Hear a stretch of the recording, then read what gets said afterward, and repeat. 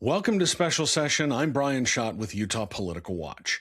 There are 4 Democrats running in Utah's newly drawn 1st Congressional District, and 3 of them are self-described progressives. But Salt Lake City tax attorney Michael Farrell has a message for the others. Just saying health care is a human right is not a policy platform. Farrell joins the show to talk about what makes him different, banning data centers, taxing the rich, and why he thinks Ben McAdams' voting record disqualifies him from representing this new district. Before we get to that, do me a favor. Remember to hit that like and subscribe button so you never miss our coverage of Utah politics. Michael, thank you so much for your time and for joining me on the show today. Of course, Brian. Thanks so much for having me. Okay, easy question, something I ask every candidate who's running for office. Why you? Why now? Sure. Yeah, thanks for the layup. So I wanted to get involved in politics since I was 21, and not to turn this into an opportunity to give my stump speech, but I wanted to be involved in politics and help change laws for the better since I was 21. And my mom got sick when I was in undergrad, and I was an econ major. I had no idea what I wanted to do. I figured I'd go into finance or do banking or something boring and safe and whatever. And she got sick and lost her job. She had no savings, no money at all. And she left a hospital after 5 days with a $150,000 hospital bill. And this is in late 2009. So Obama had won. We were getting Obamacare. Everything was happy-go-lucky, and it's not even close. I mean, she left with a terminal diagnosis, and she avoided medical bankruptcy because she passed away 6 months later.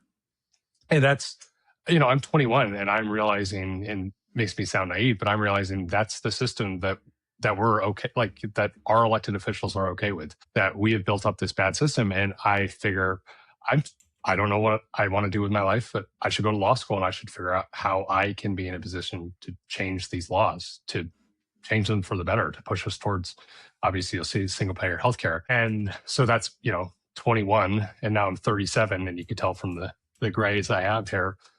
But I have wanted to do this for a while of, moving us towards single payer healthcare, taking us away from a world where people can be forced to choose between getting their prescription drugs or paying their rent, horrible system like that.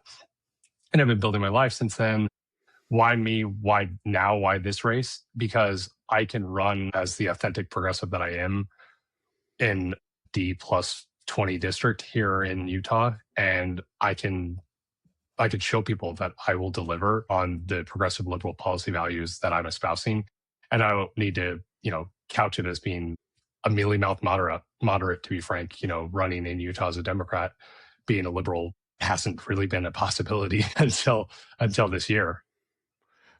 Talk to me a little bit about how you see the labels in this race, for want of a better term. It's being characterized as a progressive versus a moderate contest. There are 3 candidates in the primary, you, Liban Mohamed, Nate Blouin, who are all self-described progressives. And then you have Ben McAdams, who is a more of a centrist, not moderate. Is that how you see this race as breaking out as the progressives versus a moderate, and for want of a better description, a battle for the heart and soul of the Democratic Party here in the state?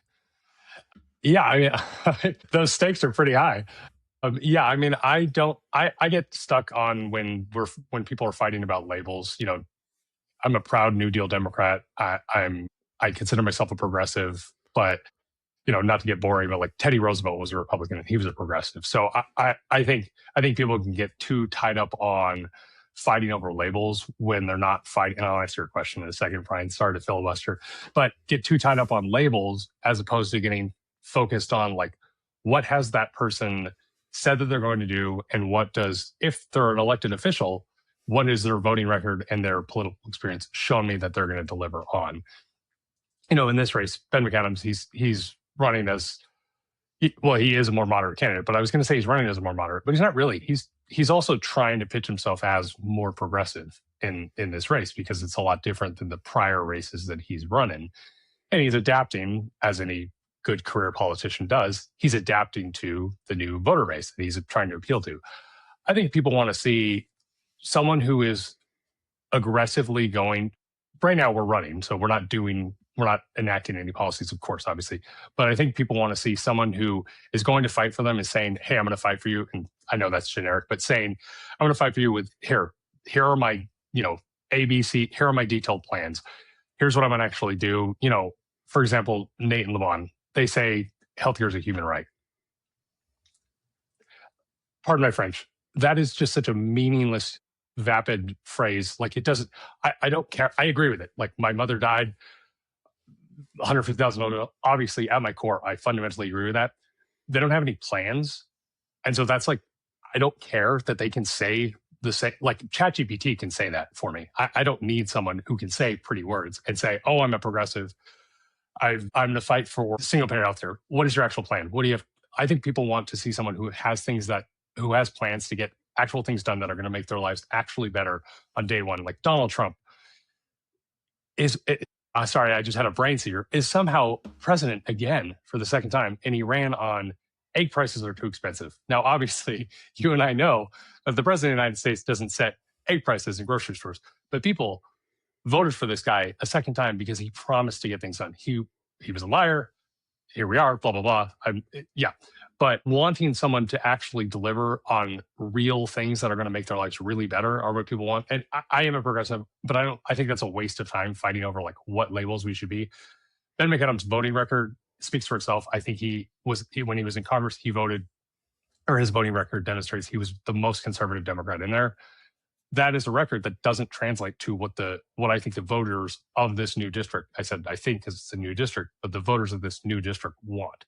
I don't think they want someone who's entirely conservative. I also don't think they want someone like Nate who hasn't passed a single bill. Like that, you can say all nice things, but if you've shown that you don't know how to get anything done, then I don't know the value of you saying, I'm a progressive. Sure. Okay. I have never held elected office and I have passed just as many bills as Nate Blouin has. So it doesn't really do anything for people to see that. Are you finding it difficult to differentiate yourself from the other progressives? And you just spent a good portion of time talking about labels and how they're meaningless, but that's what voters tend to focus on. You have a limited amount of time to make your case to voters. You finding it difficult to differentiate yourself from the other two progressives, because that's just an easy way to characterize the boundaries of this race. No, I mean, I completely agree on the point that it's easy to, here, we default into this label. And I've described myself when I've talked to people, hey, I'm a progressive Democrat. Yes. But that shouldn't be like the end goal there. Like, I'm a progressive Democrat. I'm a tax attorney. I want to tax the rich. I have plans to do that. I want to get a single payer healthcare. I want to get affordable housing. Like me coming to people when I've talked to voters, when I've knocked on doors, when I've called people, telling them all the things that I'm going to fight for and that I'm going to do, they see, oh, he's more than just words. He's more than just platitudes and like more than just squishy feelings. Like the other candidates in the race, they're running vibes-based campaigns. I'm running on, here's my detailed policy platform. Now, detailed policy platforms, I understand, don't always win races. Hence, we didn't have a President Hillary Clinton.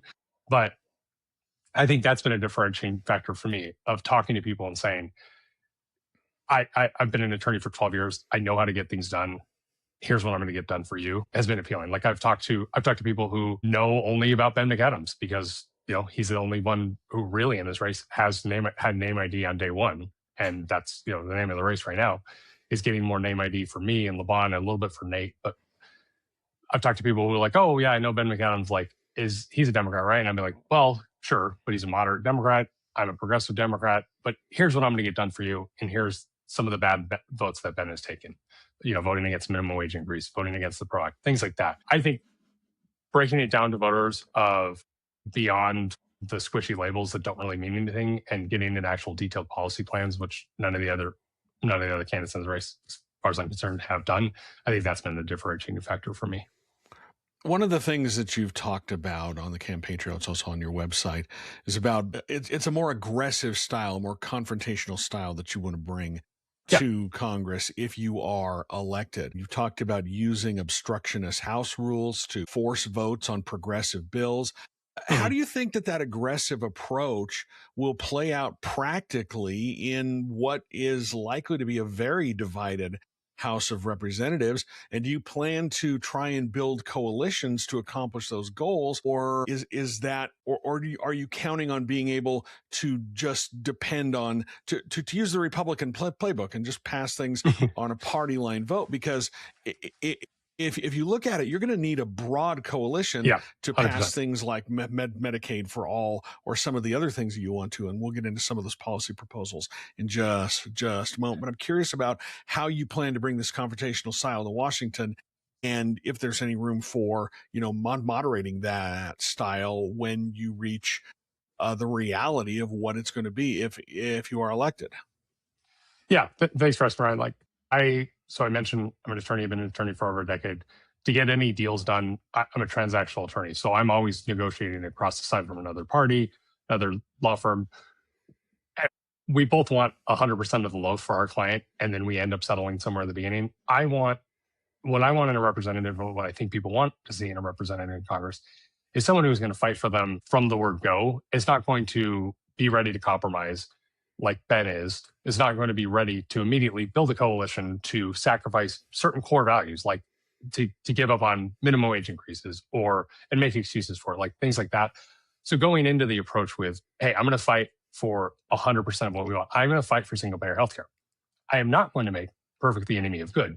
If I can't, for example, I'm not going to get Mike Lee to sign on to single payer healthcare, bro. But I'm fully confident in my abilities that I can talk to, because obviously we need the House and we need the Senate to get this bill passed. I'm fully confident that I can talk to someone like John Curtis, assuming he's still in the Senate at the time, and I'm governor of the state. I can talk to John Curtis and show him, hey, I don't care if you think this is like a liberal, takeover of healthcare, blah, blah, blah. You are going to save your constituents a lot of money. The only people that we're going to hurt are people in the 1% and private health insurance companies. Those shouldn't be who you're worried about. I'm going to be able to connect with people on that basis, because that's what I've been doing for the past decade plus as an attorney, is connecting with people who their interests are diametrically opposed from mine on getting a deal done. But we can come to an agreement because we can meet somewhere where both sides leave happy. We've gotten some, the other side's gotten some. We've agreed to a compromise. But you have to go into any negotiations, whether it at a law firm or, I believe, in Congress, in politics, and you have to know what your core values are that you're fighting for. Like Ben, when he was in Congress, a core value for him was not fighting to raise the wages of working class people, because he gave up on that. He was one of the few Democrats who voted against that, to raise the minimum wage. And then to take another example, another self-described progressive, Nate Blouin, he is going to make perfect the enemy of good. He is not going to be able to build coalitions, because he's shown in 4 years that he's never been able to do that. So I'm going to take an approach down the middle of those, not ideologically, but down the middle of, I will hold on to certain core values, and those are going to be advancing working class interests and helping working class folks. And I will be able to build coalitions. I will be able to work with the Republicans on getting things done, because I'll be frank, we do not live in a world where we have enough progressives who are going to get a single payer healthcare. We've been trying to get single payer healthcare since Harry Truman, if not sooner. So it's beyond naive to think, oh, if we just get enough Democrats to vote for it. We had 60 Democratic senators in 2009, and we couldn't get a public option. So that way is not working. We need to get bipartisan support for it. Otherwise, it's not going to happen. And I'm fully convinced, otherwise I would not be in this race, that I can build coalitions like that and advance progressive policy goals, sure, but advance things that help working class folks and that help everyday Americans. You're a tax attorney by profession, and so I'm curious, can you explain to me the mechanics behind your tax the rich strategy, and how will you do that while making sure it doesn't impact middle class families? I'm curious what your plan is there. Yeah. Sorry, the tax nerd in me got so excited. Yeah, so one of the approaches is going to be putting in a wealth tax. I understand that's going to have some legal issues, especially with this wildly corrupt and ultra-conservative Supreme Court. So setting that aside, but putting in a wealth tax that will target billionaires and 100 millionaires. In the meantime, we don't have additional tax rates for folks once you've crossed, I don't quote me on this, I think it's about 670,000 or so. You hit 670,000, you're taxed at the top rate, and then it never goes up. in the 50s and 60s, the US was on top of the world. We had strong unions, we had a strong social safety net, and we had tax rates as high as 91% on folks who were making exorbitant amounts of money. Right now, we could be putting in, and I'm fine saying if someone is making $1 billion, then $1 and one, that should be taxed at 91%. Like, I'm perfectly happy to say that. And if people want to be like, oh, he's attacking the rich, it's like, you're making $1 billion a year, you're fine. But putting in new tax rates on wealthier individuals, billionaires, 100 millionaires, et cetera, that will allow us to lower rates for everybody else on the spectrum that's below, let's just say, $250,000. I'm just spitballing here, but making sure the number that I want to make sure I hit is making sure that nobody who is in, the top 90 or the bottom 90% or so is paying more in taxes, and especially nobody who's below whatever the top 70% is, or bottom 70% is paying any more in taxes. Like, they will be getting an affirmative tax cut because we can close a lot of loopholes. And that's really the main thing. Sorry to get boring on tax policy, but that's really the main thing that people don't know about our tax code. People think, oh, well, if you just think of the rates, like the rates are what matters. The rates it's helpful to change the rates, but that's not really what matters. Like, our tax code is mostly just a series of pieces of Swiss cheese stacked on top of each other. And just rich people fly through them with loopholes, deductions, exemptions, credits that ordinary people can't take. Like, Brian, if you and I went and bought a car right now, nobody cares. That literally doesn't affect our taxes at all unless we have a business or blah, blah, blah. But for the most part, it doesn't affect us. If we bought a yacht and we rented out that yacht for like 2 months a year, we get right off the cost of that yacht. Like, that is a tax code that is bought and paid for by rich people to benefit them and to continue to benefit them. So closing loopholes like that, where a tax deduction or a loophole, what does that mean? That means you and I have to pay more in taxes to support the social safety net that we all need because some rich person is buying a yacht and taking a deduction. So closing a lot of those loopholes, that's just free money. Like, we're closing loopholes so so rich folks will pay more in taxes by having more taxable income actually calculated in there. So yeah, closing loopholes, raising rates on multimillionaires and billionaires, and lowering rates for everyone else. That's a good explanation. Thank you for running that down. One of the issues that's sort of become an unexpected flashpoint in not only this race, but in a lot of races across the state is the one of data centers and developing those. Where are you on that? Would you support a ban on those? Do you think that there should be a moratorium on it? And what do you see your role as a member of Congress as part of this debate and regulating these data centers? Yeah, I support a complete and total ban on them. And not just, I will say, like, my interest in Congress will be Utahns. I support a full ban on any data centers in water stressed areas like Utah. Like, we're in a desert. We had a terrible, as you're well aware, we had a terrible snowpack this past year. The Great Salt Lake is evaporating before our very eyes. To me, it is pure madness. And it's obviously just follow the money that we would put a hyperscale data center here in Utah. So I'm fully supportive of a ban on data centers in Utah. I am supportive of a ban on data centers nationally, though, until we figure out what, like, genuinely, not selling on Trump, but we have to figure out what the hell is going on. Like, we are building these massive data centers that are using up our resources for exactly what? Like, who the hell is benefiting from these things other than the rich stockholders that it's just a circular money flow of AI and data center stuff. And I'm not benefiting from it. Like, I don't need we're on a video right now. We're working fine without a hyperscale data center in Utah. Like, what do we need this for? The only reason that this is happening is because rich a-holes like Kevin O'Leary is pushing it, and other people like that are pushing it in other states. Like, we are leaving behind ordinary people and depleting the resources that we need to have, like, just a healthy Great Salt Lake and a healthy air. Not even make it better. Just stop making it worse. So yes, fully support banning a data center.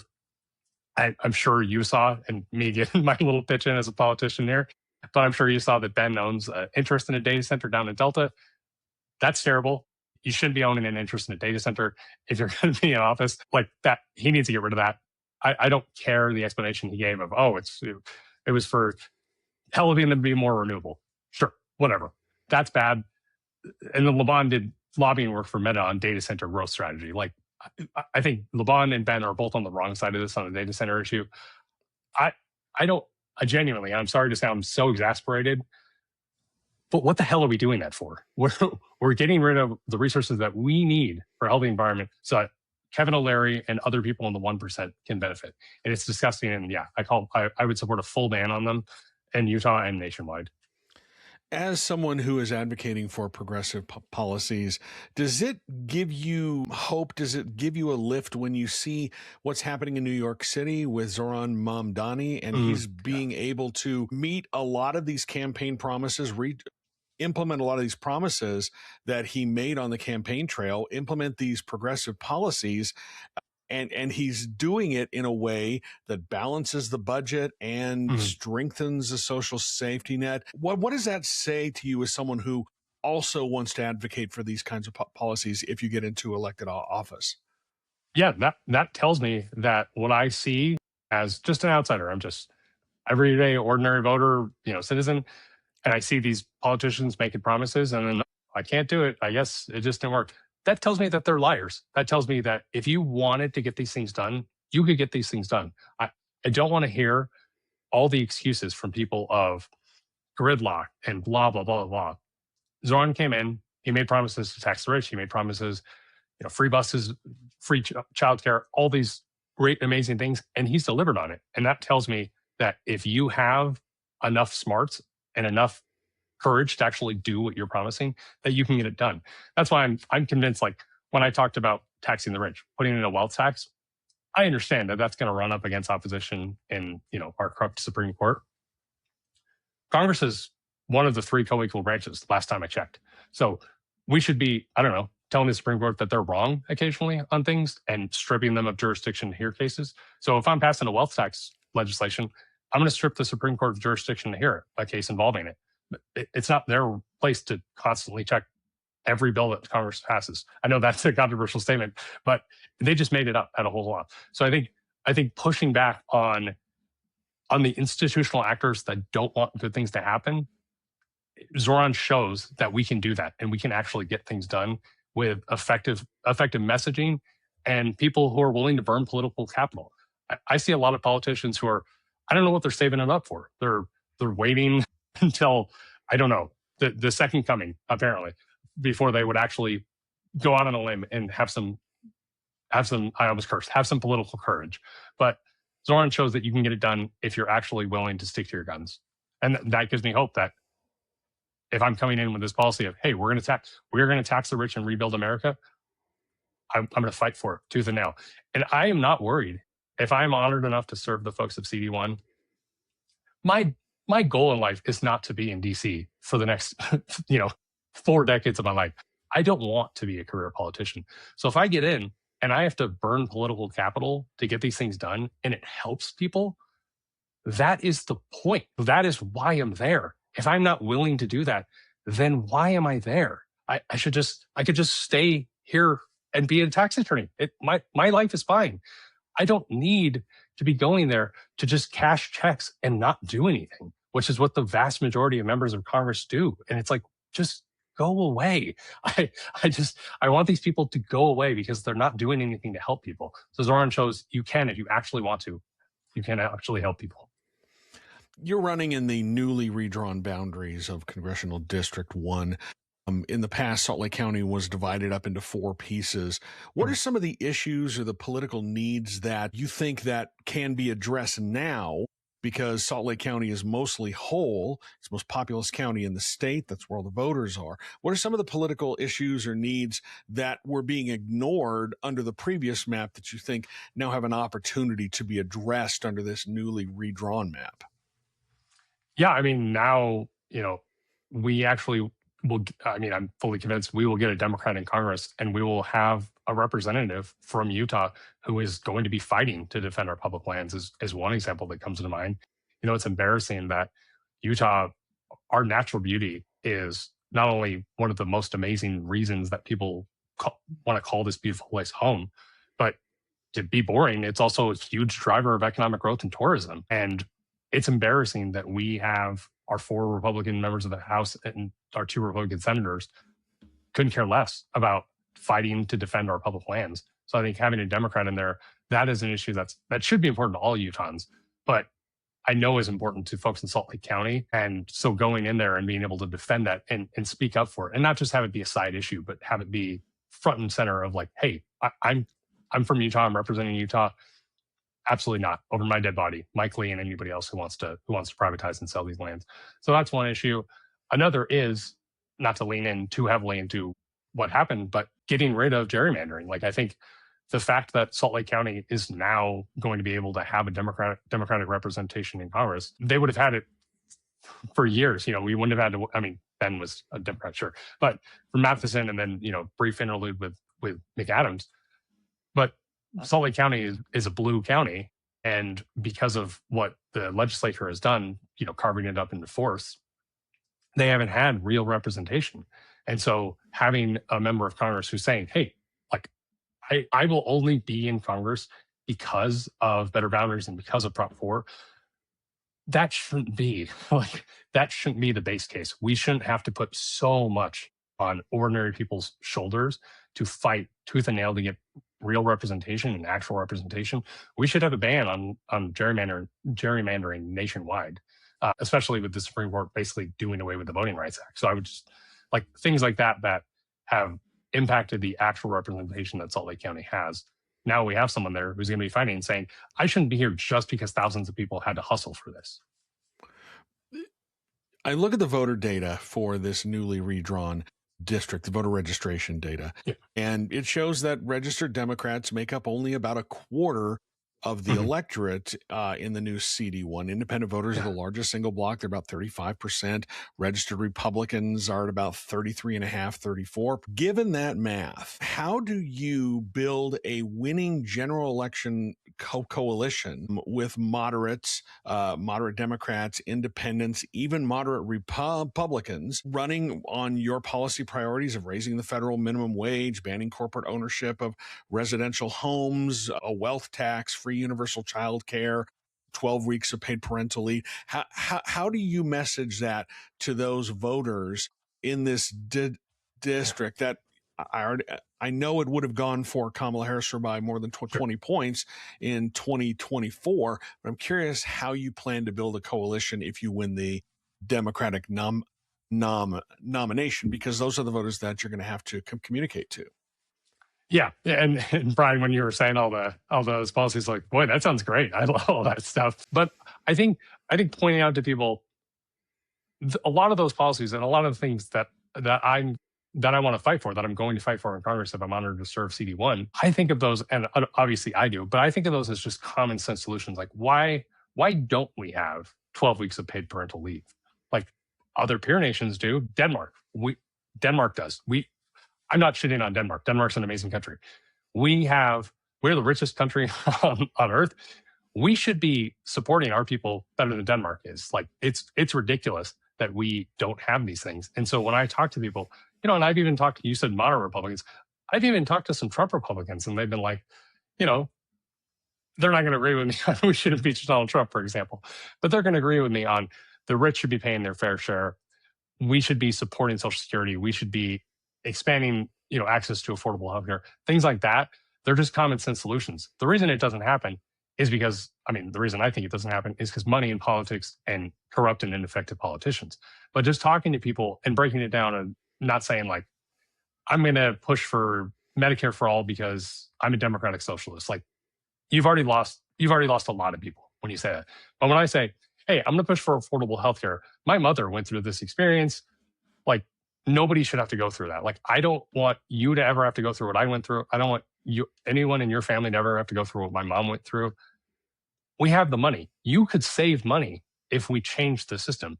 Wouldn't you? Don't you want that? Like, isn't that something that you want? And frankly, you deserve. Like, we are the richest country on earth. We're spending billions of dollars in a war in Iran. We're cutting taxes for rich people. We're slapping tariffs on goods, and the corporations get the money back. Like, everyone, Donald Trump has increased his net worth by billions of dollars since he's been in office. Like, everyone sees the game. They see the scam. And then they see ineffective politicians that we've had for years who are doing nothing to fix it. And then, frankly, they see someone like Zoran who's like, you know, pardon my French, getting shit done.